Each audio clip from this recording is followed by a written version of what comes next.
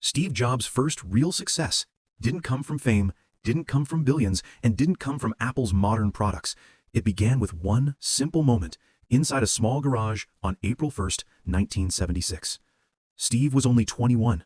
He had no college degree, no money, no office, no investors. Just an idea. And a partner named Steve Wozniak, a quiet genius with incredible engineering skills. One night, Wozniak showed Jobs a homemade computer he was building just for fun. It had a keyboard, a few chips, and a screen. Nothing fancy. But Steve Jobs saw something Wozniak didn't see. He saw the future. He said, "Woz, people will want this. Let's sell it." Wozniak laughed. He didn't believe it. But Jobs believed enough for both of them. And this became the beginning of Apple I. The two Steves built the computer in the Jobs family garage.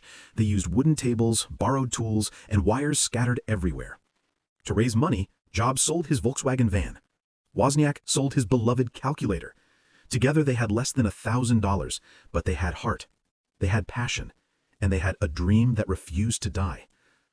Their first breakthrough came when a local computer store agreed to buy 50 units of Apple I, but there was a problem. They didn't have the money to build those 50 computers.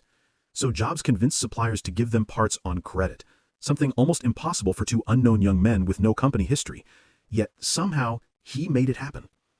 For days and nights, Jobs and Wozniak worked non-stop, building every single board by hand.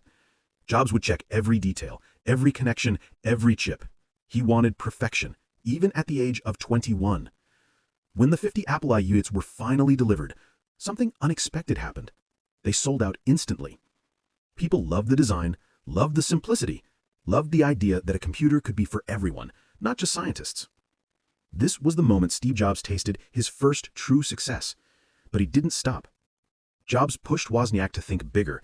He said, "Woz, if Apple I can sell 50 units, Apple II can sell thousands." And he was right.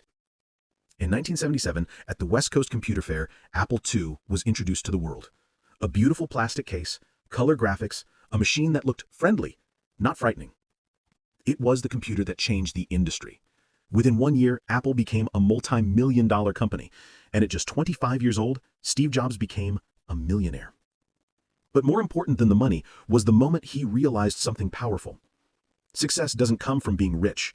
Success doesn't come from being lucky. Success comes from believing in an idea when the world doesn't, from fighting with everything you have, from refusing to quit, even when you have nothing. Steve Jobs' first success wasn't the iPhone, wasn't the iPod, wasn't the Mac. His first success was believing in himself, in a dusty garage, with a friend, an idea,